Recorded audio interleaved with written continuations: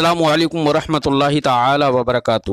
مرکز اہل سنت جامعہ رضویہ منظر اسلام کے یوٹیوب چینل ہم سبق درس نظامی میں آپ کا خیر مقدم ہے۔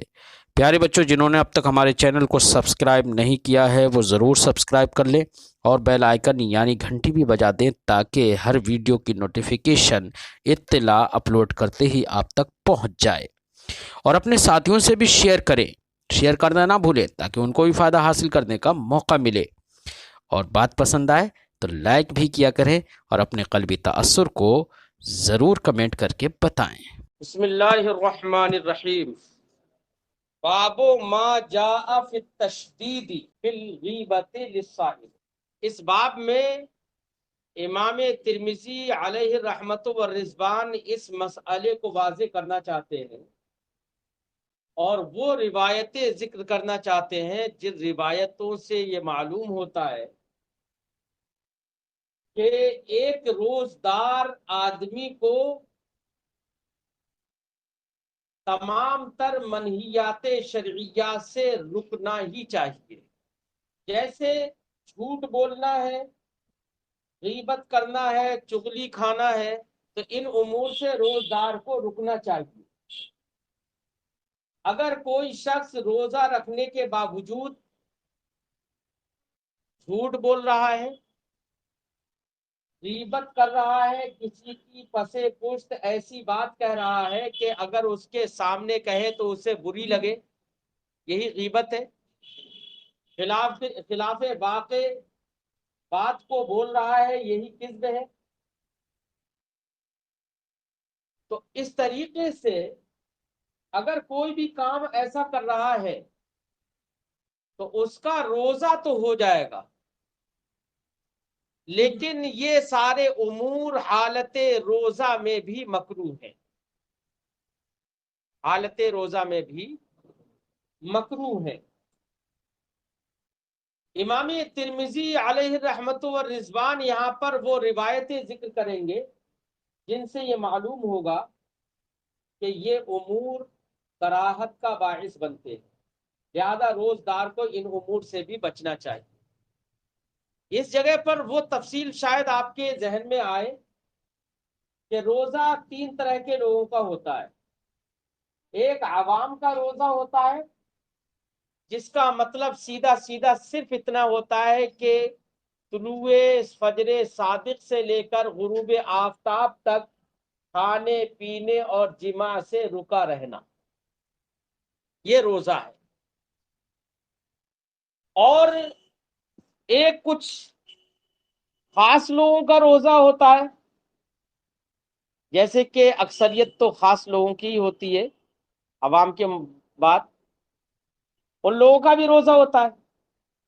ان کا روزہ یہ ہے کہ فرائض کو انجام دیتا رہے، واجبات کو انجام دیتا رہے اور محرمات سے بچتا رہے۔ مثلا نگاہ کو نیچا رکھے، جو بھی احکام شرعیہ ہیں ان کی بجا آوری کرے، منہیات شرعیہ سے رک جائے، یہ خاص لوگوں کا روزہ ہے۔ اور ایک ہوتا ہے اخص الخواص کا روزہ۔ اخص الخواص کا روزے کا مطلب یہ ہوتا ہے کہ ہر اس بات سے بھی بچنا جو باعث تہمت ہو یا جو باعث کراہت ہو، ایسی تمام باتوں سے بھی بچنا، یہ اخص الخواص کا روزہ ہوتا ہے۔ اس باب میں امام ترمذی نے جو باب باندھا ہے اس میں جو روایتیں ذکر کریں گے تو وہ در حقیقت اخص الخواص کے روزے پر محمول ہے، کہ اگر آدمی غیبت کرتا ہے، چغلی کرتا ہے، تو ایک روایت میں مصطفیٰ جان رحمت نے ارشاد فرمایا کہ پھر اللہ کو پھر تو اتنا یہ ہوا نا کہ وہ بھوکا رہ رہا ہے، صبح صادق سے لے کر غروب آفتاب تک بھوکا رہ رہا ہے، یہ تو مطلب ہوا نا۔ اگر یہ کہا جائے کہ تیرے اس بھوکے رہنے کی خدا کو کوئی ضرورت نہیں ہے تو یہ تغلیظ پر محمول ہوگا۔ کس پر محمول ہوگا؟ تشدید پر محمول ہوگا. گویا کہ اس سے یہ سمجھ میں آ رہا ہے کہ یہ روزدار ہی نہیں ہے جو برائیوں سے نہیں بچا.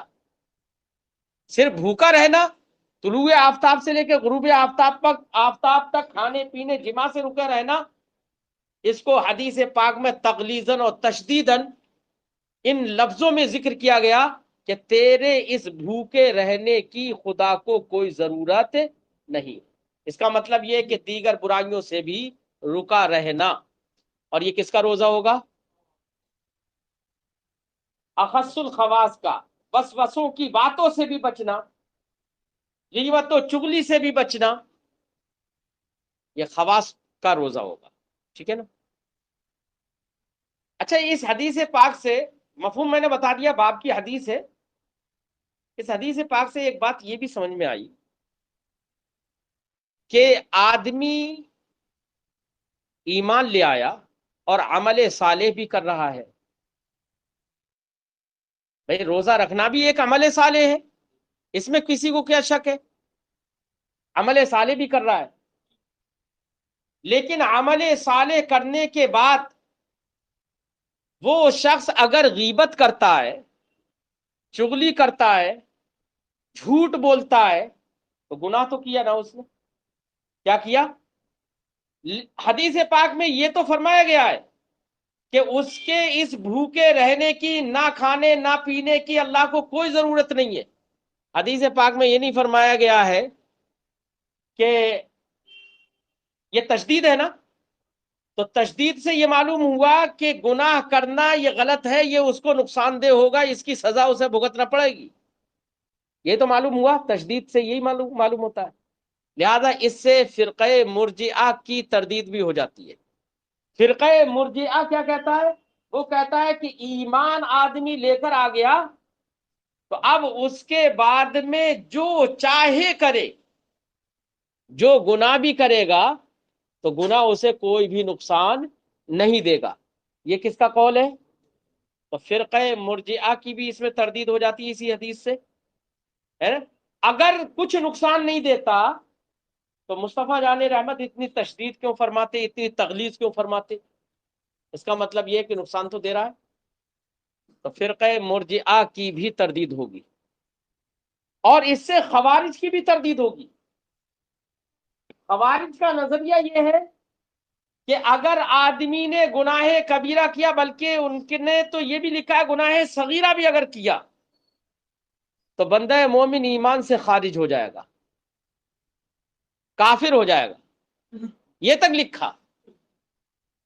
یہاں پر حدیث پاک میں تشدید تو فرمائی کہ اس کے اس روزے کی یا اس کھانے پینے سے رکے رہنے کی اس کی خدا کو کوئی ضرورت نہیں. یہ تشدید تو فرمائی، لیکن یہ نہیں کہا گیا ہے کہ وہ کافر ہو گیا. خوارج کا نظریہ جو ہے وہ بھی غلط ہے، حدیث پاک سے اس کی بھی تردید ہوتی ہے. اہل سنت و جماعت کا نظریہ یہ ہے کہ گناہ کبیرہ آدمی نے کیا تو گناہ کبیرہ کرنے کی بنا پر باعث سزا تو ہوگا، یہ سزاوار تو ہوگا، عقاب کا مستحق تو ہوگا، لیکن آدمی گناہ کبیرہ کی وجہ سے بھی ایمان سے خارج نہیں ہوتا ہے. یہ باتیں بھی اس باب سے سمجھ میں آ رہی ہیں اگر غور کیا جائے تب. فرماتے ہیں باب ما جاء فی التشدید فی الغیبۃ للصائم. یہ باب ہے ان روایتوں سے متعلق جو روزے دار کا غیبت کرنے کے سلسلے میں تشدید وارد ہوئی ہیں.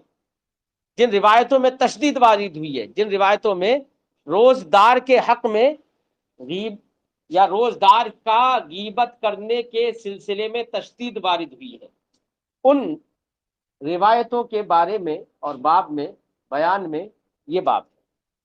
حدثنا ابو موسیٰ محمد بن المثنى. امام ترمذی فرماتے ہیں ہم سے حدیث بیان کی ابو موسیٰ محمد ابن مثنى نے. حدثنا عثمان بن عمر، ہم سے حدیث بیان کی عثمان ابن عمر نے. قال، انہوں نے کہا وحدثنا ابن ابی ذئب، ہم سے حدیث بیان کی ابن ابی ذئب نے. عن سعید المقبوری، وہ روایت کرتے ہیں سعید مقبوری سے. عن ابی، وہ اپنے والد سے روایت کرتے ہیں. عن ابی ہریرہ، اور ان کے والد حضرت ابو ہریرہ سے روایت کرتے ہیں ان نبی صلی اللہ علیہ وسلم قال، نبی کریم صلی اللہ علیہ وسلم نے ارشاد فرمایا، من لم یدع قول الزور ودع یدع ودعا، اس کا معنی ہوتا ہے چھوڑنا۔ علماء لغت نے کہا کہ ودع یدع کا جو ماضی ہے ودع، وہ متروک الاستعمال ہے، وقد ماتت ماضیہ، اس کا ماضی مر چکا ہے، یعنی اس کا استعمال ہی نہیں ہوتا ماضی کا۔ مضارع کا استعمال ہوتا ہے، امر کا استعمال ہوتا ہے، ماضی کا استعمال۔ فرمایا من لم ید قال، سرکار نے فرمایا من لم یدع قول الزور، جس نے جھوٹی بات کو نہ چھوڑا، روزے کی حالت میں بھی جھوٹ بولتا رہا، والعمل بھی، اور جھوٹی بات پر عمل کرنا نہ چھوڑا ہے۔ جھوٹی بات پر عمل کرنے کی مختلف صورتیں ہو سکتی ہیں، آپ لوگ اپنے زندگی کے شعبوں میں ان کا احساس کرتے ہوں گے۔ مثلا کسی نے جھوٹ بولا اور کہہ دیا اور آپ نے اسی کو مان لیا، اور ایک یہ کہ نفس الامر میں حکم یہ ہے کہ تم جھوٹ مت بولو، اور پھر تم نے جھوٹ بولا، یہ بھی تو جھوٹی بات پر عمل کرنا ہے۔ کیا کرنا ہے؟ جھوٹی بات پر عمل کرنا ہے، اپنی بات جو کہ خلاف واقع ہے اسی پر عمل کرنا ہے، ویسے ہی کر رہے ہو۔ اور بھی مختلف صورتیں نکل سکتی ہیں۔ لم یدع قول الزور والعمل به، جس شخص نے جھوٹی بات کو نہ چھوڑا اور اس پر عمل کرنا نہ چھوڑا، فلیس للہ حاجہ بأن یدع طعامہ وشرابہ، تو اللہ کو حاجت نہیں ہے اس بات کی کہ وہ اپنا کھانا پینا چھوڑ دے، یعنی جو صبح سے لے کے شام تک کھا پی نہیں رہا ہے، اس کی اللہ کو کوئی ضرورت نہیں ہے۔ یہاں پر یہ فرمایا، یہ تشدیداً ہے، یاد رکھیے، گویا کہ اس سے بظاہر تو یہ سمجھ میں آتا ہے کہ صبح صادق سے غروب آفتاب تک کھانے پینے جماع سے جو رکا رہا، اس کا نام روزہ نہیں ہے۔ تشدیداً یہ سمجھ میں تشدید ہے، یہ مطلب یہ روزہ تو ہے، لیکن یہ امور روزے کے کمال کی علامت ہے اگر ان چیزوں کو چھوڑ دیتا ہے، ٹھیک ہے؟ کامل روزہ تبھی ہوگا، ورنہ تو نفس روزہ، کیونکہ روزہ کی حقیقت کا وجود ہو جائے، تحقق ہو جائے، روزہ ہو جائے گا۔ اور حقیقت روزہ کتنی ہے؟ بولو، 3 چیزوں سے رک جانا۔ کیا؟ صبح صادق سے لے کر غروب آفتاب تک کھانا پینا جماع سے رکا رہنا، یہی کیا ہے؟ حقیقت روزہ کا تحقق ہو گیا، روزہ ہو گیا، ٹھیک ہے؟ ہاں، یہ روزہ کے کمال میں یہ چیزیں دخیل ہوگی۔ وفی الباب عن انس، اس باب میں حضرت انس سے بھی مروی ہے، قال ابو عیسیٰ ھذا حدیث حسن صحیح، امام ترمذی نے فرمایا کہ یہ حدیث حسن صحیح ہے۔ آگے فرماتے باب ما جاء فی فضل السحور،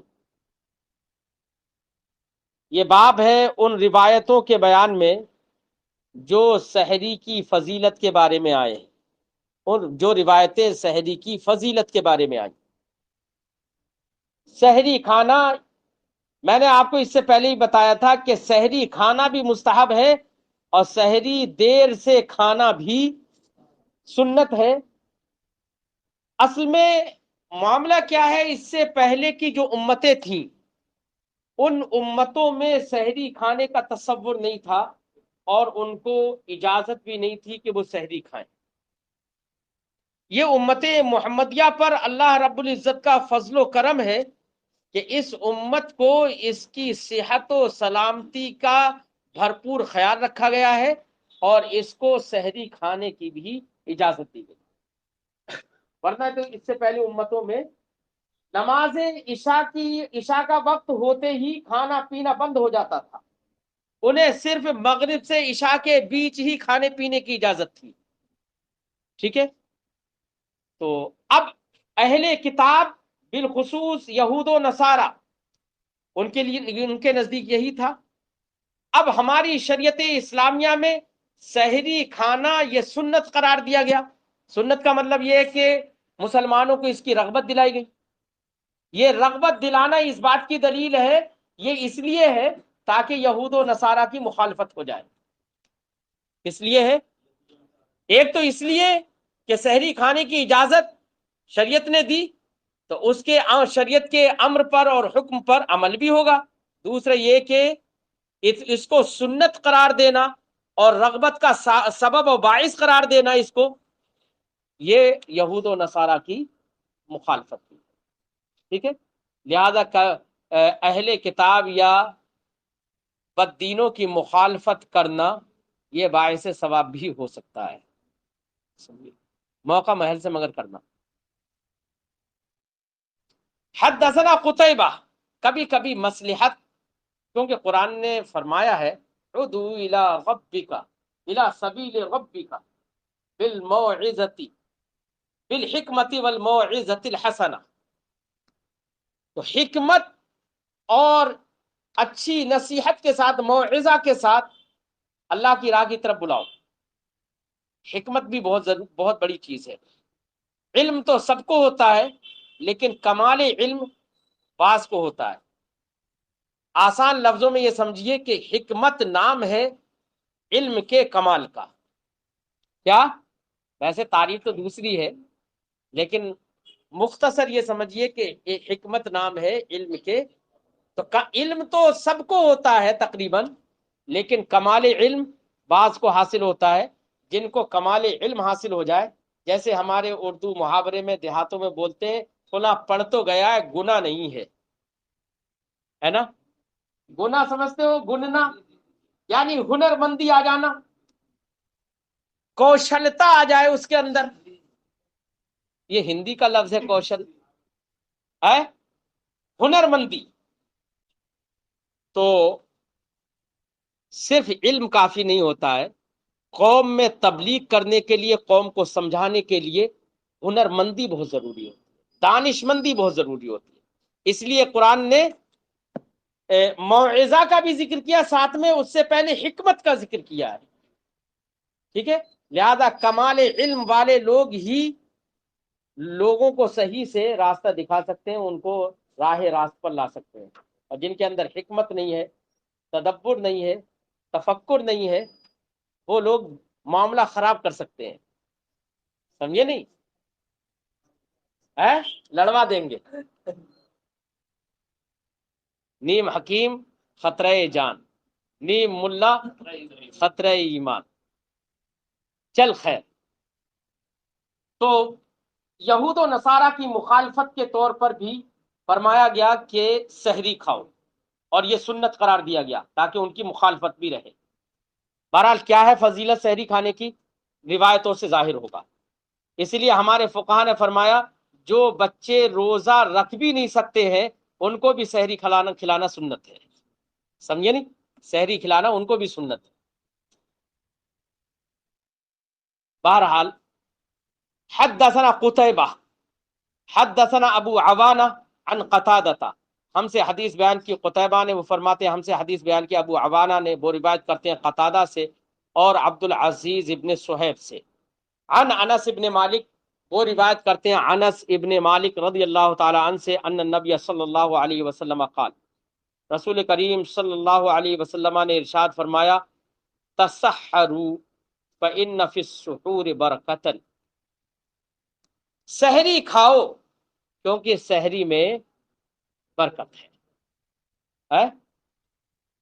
اب سحری کھانا چاہیے، سحری میں برکت ہے. اب برکتیں کس طور سے ہوں گی؟ ایک تو برکت یہی کہ آدمی کو زیادہ شدت کھانے کی اور پینے کی نہیں ہوگی، اور دوسری ممکن ہے باطنی برکتیں اس طور سے ہوں کہ اندرونی طور پر، جب دیکھیے نسبت کی بنا پر شے کے اندر تاثیر بدل جاتی ہے. ایک پانی زمین سے نکل رہا ہے اور وہی پانی اگر کسی نبی کے قدم اور نبی کی انگلی سے ٹچ ہو جائے، اس کو نسبت حاصل ہو جائے تو وہ شفا بن جاتا ہے. کیا بن جاتا ہے؟ شفا بن جاتا ہے. بات سمجھ؟ اب یہاں پر کھانا تو وہی ہے، کوئی الگ سے نہیں ہے کہ سحری کوئی نئی چیز ہو. ارے جو کھانا پینا ہوتا ہے وہی چیزیں ہوتی ہیں. لیکن جب روزہ رکھنے کی غرض سے جو کھایا پیا جاتا ہے وہی سحری ہے نا، یا روزے کی ابتدائی وقت سے پہلے جو کھایا پیا جاتا ہے مسلمان جو کھائے وہی سحری ہے، ٹھیک ہے؟ تو ایک نسبت تو ہوئی نا روزے سے اس کو، جب نسبت ہو گئی تو ایک روزہ ایک خیر عمل ہے، عمل خیر ہے، اور کسی بھی عمل خیر یا ذات خیر سے کسی شے کو جب نسبت ہو جاتی ہے تو اس کے اندر برکتیں آتی ہیں۔ برکتیں کیا؟ مختلف طرح کی برکتیں کہ جن کا احساس بھی انسان نہیں کر سکتا، غیر شعوری طور پر اس کے اندر اسے فائدے محسوس ہوتے ہیں۔ تو جگہ، چیز یا کسی بھی چیز کی نسبت اگر کسی ذات سے، کسی عمل خیر سے اگر ہو جائے تو وہ باعث برکت ہو جائے۔ اس کی دلیل ایک وہ حدیث پاک کی ہے، امام مسلم نے جس کی تخریج کی، حضرت عتبان ابن مالک رضی اللہ تعالی عنہ کا شاید آپ نے واقعہ سنا ہوگا، ابن دخشن نے روایت کی ہے۔ حضرت عتبان ابن مالک اپنی مطلب نابینا ہو گئے تھے، وہ نبی کریم صلی اللہ علیہ وسلم کے پیچھے مسجد نبوی شریف میں نماز پڑھتے تھے، لیکن جب نابینا ہو گئے تو انہیں مسجد میں جانے میں دقتیں ہوئی۔ شریعت نے بھی اجازت دی ہے کہ ایسے وقت میں نہیں جائے، تو انہوں نے دیکھیے کیا کیا، ایک صحابی رسول کا عمل دیکھیے، انہوں نے کیا، ایک مرتبہ سرور کائنات صلی اللہ علیہ وسلم کو دعوت دی اور کہا یا رسول اللہ میں مسجد میں حاضر نہیں ہو پاتا ہوں، میں یہ چاہتا ہوں کہ میں اپنے گھر میں ایک کونے میں نماز گاہ بناؤں اور وہاں پر آپ نماز پڑھ دیں تاکہ اس سے مجھے برکتیں حاصل ہوں۔ اب صحابی رسول نے یہ دعوت کی، اس کے لیے بلایا، اور مصطفیٰ جان رحمت اگر یہ چیز غلط ہوتی، نبی کریم صلی اللہ علیہ وسلم کی ذات سے متعلق اگر یا منسوب کوئی چیز ہے تو وہ بابرکت ہو جاتی ہے نا۔ اس حدیث سے یہ معلوم ہوگا اگر یہ چیز غلط ہوتی تو نبی کریم صلی اللہ علیہ وسلم فوراً منع فرما دیتے، لیکن منع نہیں فرمایا، سرکار خود بھی گئے اور کچھ صحابہ کو بھی ساتھ میں لے گئے، اور وہاں پر ان کے گھر جب پہنچے تو گھر جانے کے بعد سب سے پہلے انہوں نے حضرت عتبان ابن مالک رضی اللہ تعالیٰ عنہ نے کھانے کا بھی انتظام کیا۔ اس سے پتہ چلتا ہے کسی کو اگر کسی کام کے لیے بھی دعوت دی جائے تو ضیافت کا انتظام کرنا چاہیے۔ یہ نہیں ہے کہ ہم نے اپنے کام کے لیے بلایا ہے تو کام تو کروا لیا اپنا، کھانا اپنے پیسے ہی سے کھائے، ایسا نہیں۔ کچھ جگہوں پر یہ ایسا ہی ہوتا ہے کہ ایک تو مدرسے کا کام دوسرے وقت میں آدمی کر رہا ہے، اوپر سے اپنی جیب سے ہی ہوٹل سے کھانا منگا کے اسے کھانا بھی پڑ رہا ہے، ایسا ہوتا ہے۔ تو اس حدیث سے یہ سمجھ میں آیا کہ جب کسی کام کے لیے آپ بلائیں کسی کو تو اس کی ضیافت کا بھی، حضرت عتبان ابن مالک نے ضیافت کا انتظام کیا، کھانے کا انتظام کیا۔ اچھا، دعوت سرکار کی صرف تھی یاد رکھنا، لیکن سرکار ساتھ میں کچھ صحابہ کرام کو بھی لے کر گئے، تو اس سے ایک بات یہ بھی سمجھ میں آتی ہے کہ اگر امام کی، شیخ کی، استاذ کی یا کسی پیر کی اگر دعوت ہے اور اس کے طفیلی بن کر بھی کچھ لوگ چلے جائیں تو یہ کوئی غلط نہیں ہوگا۔ بہرحال جب سرکار ان کے گھر تشریف لے گئے، یہ باتیں میں وہ کہہ رہا ہوں کہ جو علامہ نووی علیہ الرحمہ نے جن مسائل اور جن باتوں کا استخراج اس حدیث سے شرح مسلم میں کیا ہے وہی باتیں ذہن میں آئی تو میں نے بتائی۔ تو سرکار جب تشریف لے گئے تو تشریف لے جانے کے بعد سب سے پہلے سرکار نے کہا کہ بتاؤ کس جگہ پر نماز پڑھنا ہے، پہلے کھانا نہیں کھایا۔ اس سے یہ بھی پتہ چلتا ہے کہ جو امر مقصود ہو پہلے وہی کرنا چاہیے، سمجھے نہیں؟ تو سرکار نے سب سے پہلے نماز پڑھی اور دیگر صحابہ کرام نے بھی پیچھے کھڑے ہو کر نماز پڑھی۔ اچھا، نماز پڑھی، اس جگہ کو سرکار کی ذات سے نسبت ہوئی نا، سرکار کے قدموں کو چھو لیا اس نے ہے۔ اب وہاں پر صحابی رسول نماز پڑھیں گے، برکت محسوس کر رہے ہیں نا، ایک صحابی رسول تو برکت محسوس کرتا ہے اس جگہ سے جس سے سرکار کی ایک قدم وابستہ ہوئے یا جو سرکار کے قدموں سے منسوب ہو گئی اس میں برکت محسوس کرتے ہیں، برکت کا اعتقاد رکھتا ہے صحابی رسول۔ اور آج کے لوگ غار ہرا کے بارے میں کہتے ہیں کہ یہاں پر تم نماز کیسے پڑھ رہے ہو، کہ یہ تو بدعت ہے۔ ایک مغربی آدمی مجھے ملا، میں غار ہرا پر گیا، اس نے مکہ شریف میں جب خانہ کعبہ سے نکلے تھے ہم لوگ، تبھی سے وہ میرے ساتھ ہوگا اور راستے بھر باتیں کرتا عربی میں چلا گیا، وہ بھی وہیں گیا، میں بھی وہیں گیا۔ تو خیر 2-2.5 گھنٹے میں پھر دوبارہ سے اس سے ملاقات ہوئی وہیں غار ہرا پر جا کر۔ تو اس نے، میں نے تو نماز پڑھی، نفل نماز 2 رکعت نفل نماز پڑھی وہاں پر غار ہرا میں۔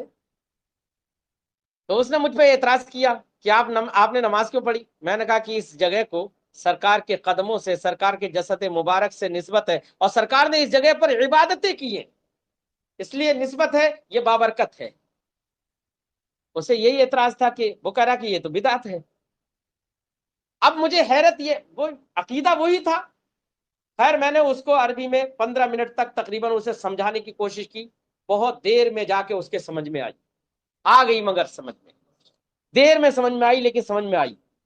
اب میں اس حدیث پاک سے یہ بتانا چاہتا ہوں کہ اتبان ابن مالک نے سرکار کو بلانے کی ضرورت کیا پڑی؟ اگر یہ سرکار کی ذات یا کسی بھی شیخ یا کسی بزرگ کی ذات سے منسوب جگہ کو، اگر منسوب جگہ کے اندر اگر برکتیں نہ ہوں تو بلانے کی کوئی ضرورت تھی؟ کوئی ضرورت نہیں تھی۔ لیکن صحابی رسول کا عقیدہ یہ ہے کہ برکتیں حاصل ہوتی ہیں، اور وہابی زمانہ کا عقیدہ یہ ہے کہ برکتیں نہیں ہوتی ہیں۔ اب آدمی پر خود فیصلہ کرنا ہے اسے کہ وہ وہابی کی بات مانے یا صحابی کی بات مانے، وہ اسے خود سوچنا ہے، سمجھے نہیں؟ تو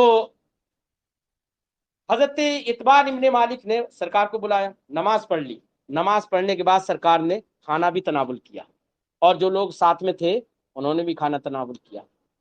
میں بتانا یہ چاہ رہا تھا کہ کچھ جگہ، کچھ چیزیں جب بزرگ شخصیتوں سے منسوب ہو جاتی ہیں وہ بابرکت ہو جاتی ہیں، اور یہ عقیدہ ہم کو حدیث سے ملتا ہے، یہ نہیں ہے کہ ہمارے اپنی طرف سے من گڑت ہے۔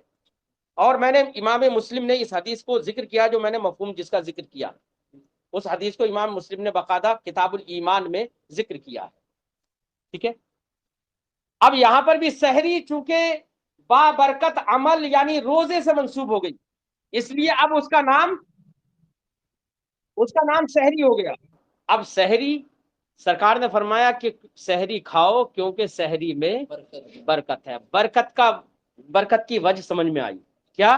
کسی بھی با خیر اچھے عمل یا اچھی ذات سے شے منسوب ہو جاتی ہے، تو اسی لیے اس کا نام الگ ہو گیا سحری، ورنہ تو صبح صبح کھانے کا نام عربی میں غدا ہے، تعال و تغدا، آؤ اور کھاؤ۔